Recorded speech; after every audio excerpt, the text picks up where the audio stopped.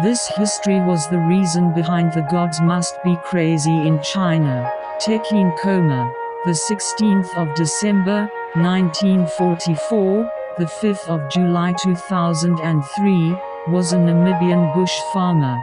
The movie was mythological lesson behind it, is that modern society comes with a resident evil that can only be vanquished by marshalling pre-modern forces.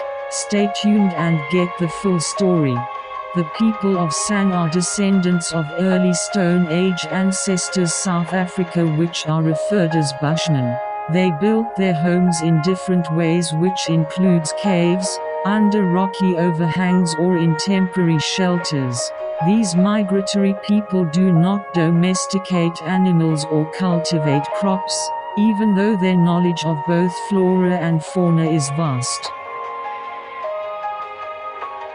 There are many different San groups, they have no collective name for themselves, and the terms bushman, San, Basawa, in Botswana are used. The term, bushman, came from the Dutch term, bushmen, which meant bandit or outlaw. San was the term which given to the bushmen during their long battle against the colonists. San serves as a proud and respect to their bravery of fight for freedom from domination and colonization. San trackers will follow the spoor, tracks, of an animal across virtually any kind of surface or terrain. Their skills even enable them to distinguish between the spoor of a wounded animal and that of the rest of the herd. When the San fought against the Bantu, they were at a huge disadvantage not only in numbers but also in lack of weapons. With the Europeans, they were at an even greater disadvantage. The Europeans owned horses and firearms. In this period, the number of San was greatly reduced. They fought to the death and preferred death to capture where they would be forced into slavery. Colonialism destroyed the San, bushmen, migratory way of life. They were no longer allowed to roam freely and trophy hunters destroyed the vast herds of game that formed their principal supply of food. Both black and white farmers built up huge herds of cattle that destroyed the foods that had been the bushman's staple diet for centuries. Enslavement and sometimes mass destruction of San communities, by both white and black farmers, followed. Many became farm laborers and some joined black farming communities, and intermarried with them, which added to the destruction of the social identity of the San people.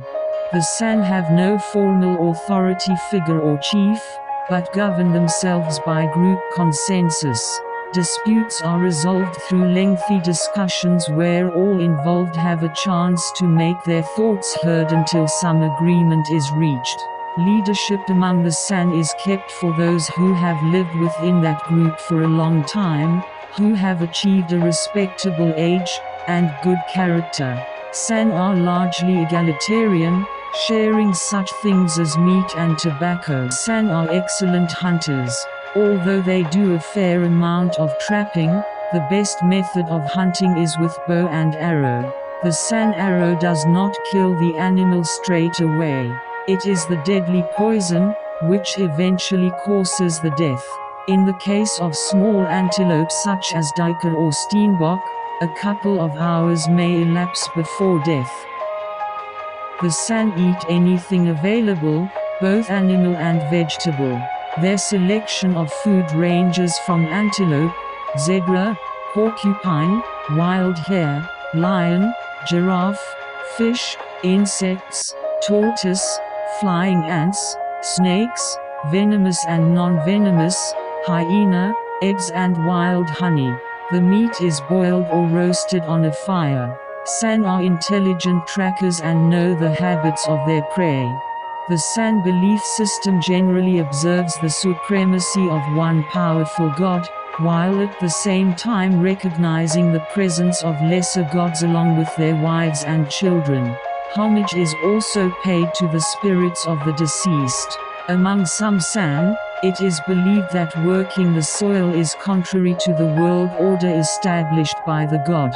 Eland is their most spiritual animal and appears in 4 rituals: boys first kill girls, puberty, marriage, trance dance. A ritual is held where the boy is told how to track an eland and how the eland will fall once shot with an arrow.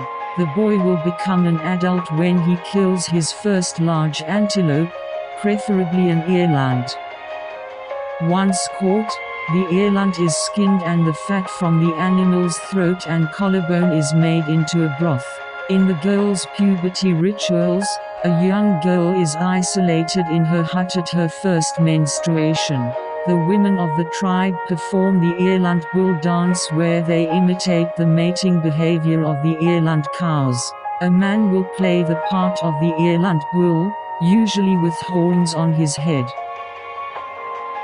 Prime importance in all San groups is a ritual dance that serves to heal the group. The Great Medicine or Healing Dance and the Rain Dance were rituals in which everyone participated.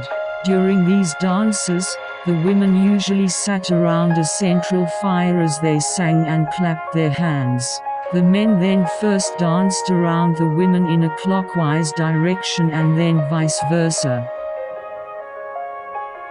Today, the San suffer from a perception that their lifestyle is primitive and that they need to be made to live like the majority cattle herding tribes. Specific problems vary according to where they live.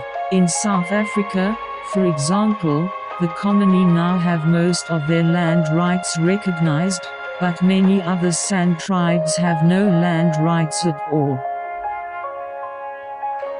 That's all for today. Thank you for watching. Please like and share. For more videos subscribe to our YouTube channel at Discover It 0900.